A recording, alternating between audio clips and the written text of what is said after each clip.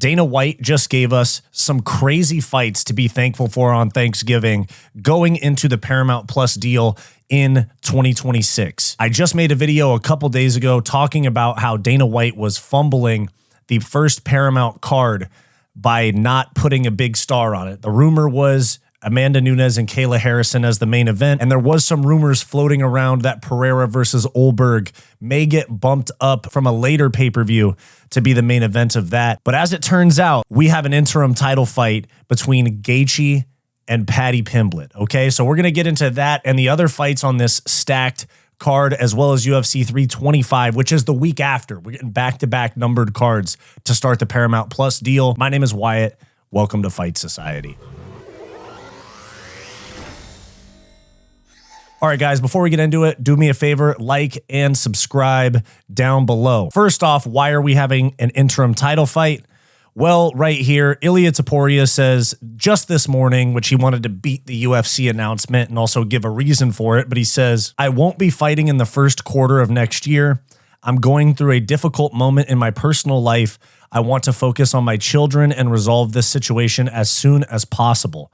I don't want to hold up the division. The UFC will make the matchups needed, and as soon as the matters are resolved, I'll let the UFC know I'm ready to begin my return. This is almost for certain in reference to the alleged divorce that Ilia Topuria is going through with his wife. Max Holloway, who is divorced himself, says, sorry to hear, champ. If it's what I'm hearing it is, I know the struggle firsthand trying to fight while protecting your kids. Hope all is well. Ilia Topuria says, thanks for the support, brother. All the best for you and your family. Good to see former foes and potential future foes looking out for each other in that regard, because at the end of the day, all human, all just men trying to figure stuff out and provide for their families. And Topuria could actually be fighting for the custody of his kids because he has like a 1-year-old daughter and like a 5 or a 6-year-old kid. So it's going to get messy for him, especially if, you know, the rumors of him cheating on his wife are true and her being the one with the money before he became UFC champ. It could get really messy as far as assets, custody, all that type of stuff. So it makes sense as to why he's taking a step away from fighting for the early part of next year to focus up and get that taken care of. But in the meantime, we have Gaethje versus Paddy Pimblett as a title fight, an interim title fight. Justin Gaethje got his way. He said, I want a title fight or I'm retiring.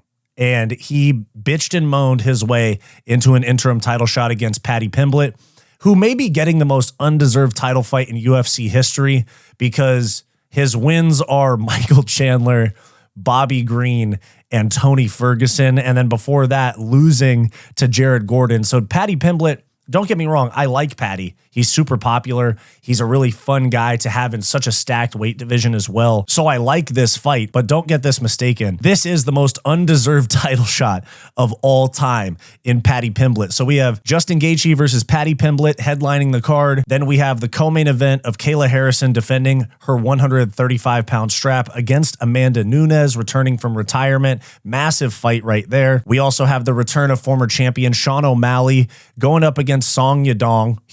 Huge fight that could get O'Malley a trilogy with Merab Dvalishvili.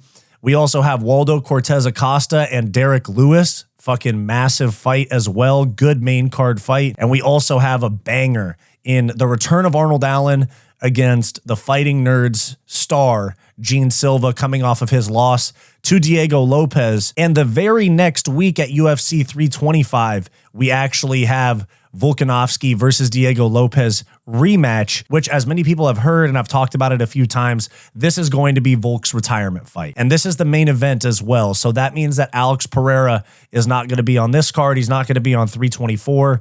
We're probably going to see Pereira at 326.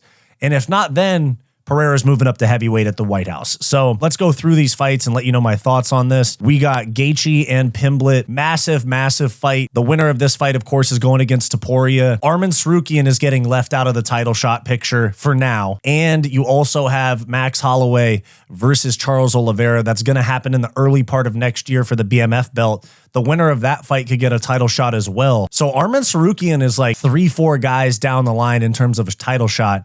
Arman Tsarukyan might not be getting a title shot until 2027. Crazy to think about. He's going to have to take another fight in the meantime. He's going to have to fight like a Gamrot or a Fiziev somebody because the top guys in the division are already matched up. Toporia's on ice.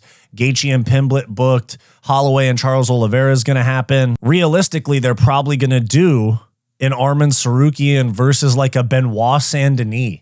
That's how far down they have to go to get somebody that he hasn't fought, because he's fought Hooker and Gamrot. And then the rest of these guys right here are already booked. They're going to do some sort of Tsarukyan versus BSD type of matchup, in my opinion, unless Arman wants to sit another 17 months to get a title shot. And as we've seen, that doesn't get rewarded. And of course, we have Conor McGregor coming back against Michael Chandler, likely at the White House. If Conor McGregor gets one win, he's in the conversation for a title fight as well, whether that be for the lightweight strap or that be to fight the winner of Holloway and Oliveira for the BMF belt. Conor's going to be one win from a title shot. So if he comes back, which it looks like he will, Conor's going to be fighting for a belt coming off of beating Michael Chandler at the White House. Now this fight right here, Justin Gaethje versus Paddy Pimblett, it's a weird fight because by all markers, Justin Gaethje should win this fight. Crazy power in his hands. He's a brawler. Paddy gets hit a lot. But at the same time, we've seen Justin Gaethje get submitted. We saw him get triangled by Khabib. We saw him get rear naked choke and dropped by Oliveira. We've seen him get submitted quite a few times. And Pimblett is that type of guy that's big for the division, can withstand a fight on the feet because he's very durable. I'm not going to lie. I think I got Paddy Pimblett winning this fight as a really early prediction. I know that I shouldn't really have a reason to pick Paddy Pimblett based on resume because he's fought Tony Ferguson, Michael Chandler, and Bobby Green. But for some reason, I think Paddy Pimblett is going to rear naked choke Justin Gaethje, and then Justin Gaethje's going to retire. Frankly, I think that he's going to be bigger than Gaethje.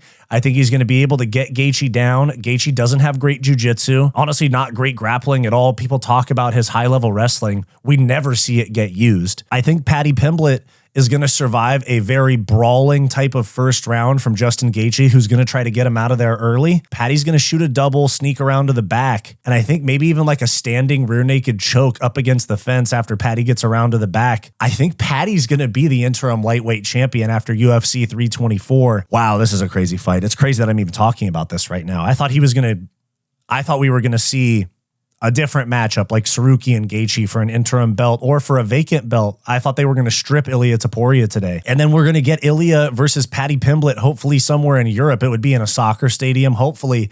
Wow, this is a crazy fight for the lightweight division. And lightweight is putting itself back in that #1 division category with how lit it's about to be, especially with McGregor coming back. So I got Paddy Pimblett in that fight. And then moving on, quick break. If you're loving this video and you want more from Fight Society, click that join button down below to become a channel member today, where you'll get access to members only live streams, behind the scenes vlogs, and all the unfiltered stuff that we don't post to the main channel. Back to the video. To the co-main event, Harrison versus Nunes. It's great that Amanda Nunes is coming back. She's the best female fighter of all time. It's a big name that Harrison needs because there really isn't any big names for Kayla Harrison to fight unless you get like a Shevchenko going up to 35. So this is a needed fight for Kayla Harrison to build her star power up. She actually has one of the lowest social media followings for UFC champions. I think she only has like 400K on IG. So there's a needed star-studded matchup for her on a big card because Gaethje versus Pimblett, a lot of people are going to be paying attention to, and it's going to be on Paramount. So it's going to be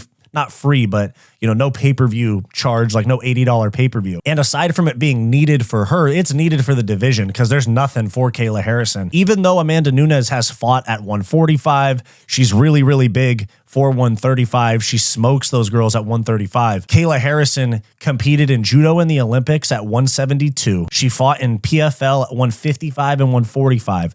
And since she's been at 135 in the UFC, she's absolutely ran through everybody from a physicality standpoint. Now, of course, she could get pieced up by Nunes on the feet, and the brutal weight cut that she has could make her chin very compromised because Amanda Nunes is going to be basically the only power puncher she's faced in the UFC while doing this 135 cut. I still think that Kayla Harrison is so massive for this weight class, and Nunes is going to have some ring rust. I'm going to go with Harrison by round 3 or 4 ground and pound finish over Amanda Nunes.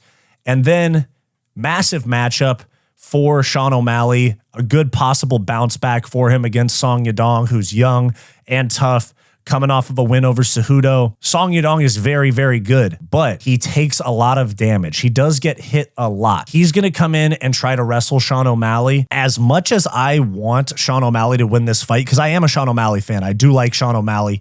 He's got an interesting fight style, very fun fight style with KO power. He's got the look. Of course, he's lacking on the mic. He's a little bit shy and timid on the mic, which makes him a little bit less popular amongst the casual fans. He could be massively popular if he was better on the mic, but he's a little dry. But Song Yadong is a bad matchup for Sean O'Malley. So I really want to pick Sean O'Malley in this fight, but I'm worried that he's going to get beat by decision. No, I'm going with Sean O'Malley. I'm going with Sean O'Malley. After seeing the Corey Sandhagen fight, Song Yadong takes a lot of damage. I think we're going to see a new and improved Sean O'Malley, much more humbled after the 2 Merab losses. I think he's going to come back and do really well against Song Yadong. I convinced myself of it. I convinced myself during this video right here in front of you. O'Malley's going to win. Is that cope? Probably, because my gut still tells me Song Yadong, but I'm going to go with O'Malley by second round KO.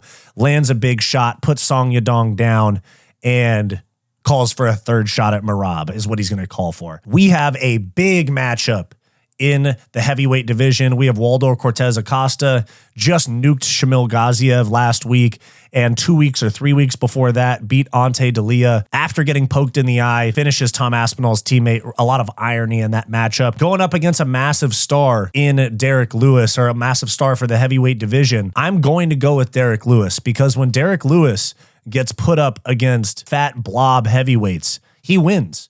He would beat a Shamil Gaziev. He beat Taliesin Teixeira. He beat Rogerio de Lima. I think Waldo Cortez Acosta is not a top-level heavyweight. I know he's won some good fights, but Ante Delia and Shamil Gaziev is not the cream of the crop. The cream of the crop is a Sergey Pavlovich, is a Tom Aspinall, Alexander Volkov, Cyril Gane, John Jones if he was to come out of retirement. Although he's ranked higher just based off who he's beat, I think Derek Lewis is going to absolutely nuke Waldo Cortez Acosta, and then be looking at a top 5 guy, be looking at a Tai Tuivasa, be looking at the loser of Aspinall and Gane, something like that. I think there is still big matchups for Derek Lewis, and if he gets a win here, which I think he will, the world's kind of his oyster. He's over 40 now, but there's still a lot of big money fights for Derek Lewis. He always is going to be a main event for fight nights or main card on big pay-per-views. He's that much of a fan favorite. So I got Derek Lewis by KO in this fight. And then the main card opener, incredible fight. Arnold Allen coming back from a shoulder injury, going up against Gene Silva, who just got knocked out by Diego Lopez at Noche UFC, which is leading to this title shot for Lopez, surprisingly enough. We'll get to that in a moment. But Arnold Allen has been out for a while, and he's coming back against Gene Silva. Many people thought that Arnold Allen was moving up to lightweight because he said, oh, I put on a lot of mass rehabbing my shoulder, and now I got to move up to 155. And that's kind of unfortunate because there is banger matchups at 155 for Arnold Allen as well. But this is a sick fight right here, okay? Although Gene Silva is very popular, I like him a lot. I think Arnold Allen's going to win this fight because Gene Silva, like we saw in the Diego Lopez fight, he gets way too reckless when he starts to get confident. Arnold Allen is a crispy boxer, loves to brawl, loves to get into it with somebody like a Gene Silva who is very emotional in fights and can get lured into a brawl like that. And I think Arnold Allen's going to KO him with a flurry of punches up against the fence. Those are my main card picks for 324. And one more thing to add is that the main card of these PLEs, premium live events, the new name for numbered cards, is going to be at 6 p.m. Pacific time instead of 7 p.m. Pacific time. So those East Coast fans, not going to have to stay up as late. Those UK fans, they get to stay up till 3 a.m. instead of 4 a.m., stuff like that. Many people saying no prelims, no, only 5 fights.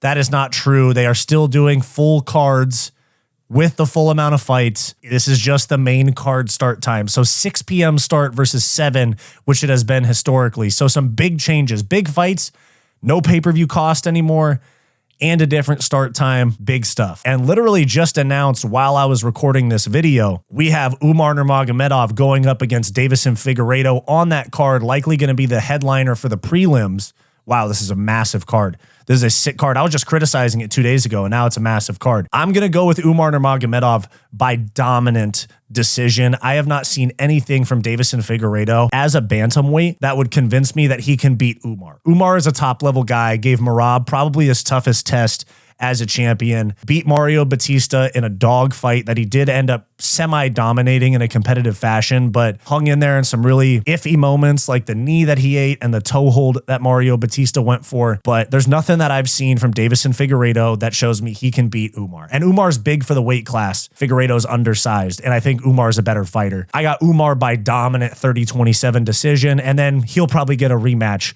with Merab after winning that fight. And you also have Alexa Grasso versus Rose Namajunas just got announced as well. I like Alexa Grasso in this fight. She's a lot bigger than Rose Namajunas. I know they both used to be strawweights, but Alexa Grasso, bigger, submitted Shevchenko. I think she's going to try to backpack Rose Namajunas and ride out to a 29-28 decision. I think she probably gets pieced on the feet, but Rose likes her distance a lot, whereas Grasso likes to close the distance with her dirty boxing, Mexican-style boxing, and then shoot in on the body lock and try to take it to the ground. I could see a 29-28 for Grasso. I could also see a late submission for Grasso as well, but I'm going with Grasso in that fight. And of course, the very next week, this is the Paramount era, guys. We're getting stacked cards and we're getting pay-per-view numbered cards or whatever you want to call them back-to-back weeks, okay? And allegedly, there might be a fight night added the week before 324. That would be Sean Strickland versus Anthony Fluffy Hernandez. That is just a rumor because I have also gotten some information, rumors and stuff like that, that Fluffy Hernandez versus Strickland is going to be on this card, okay? So we got Volkanovski versus Lopez 2 on January 31st in Sydney, Australia. I think it's going to be a repeat of the first fight. It's very competitive. There's some hairy moments for Volk because Lopez is so dangerous, but we're going to get a Volkanovski decision win where he's just edging out the striking exchanges, defending takedowns if he needs to, landing a couple big shots on Lopez, and then riding off into the sunset because this is going to be Volkanovski's retirement fight.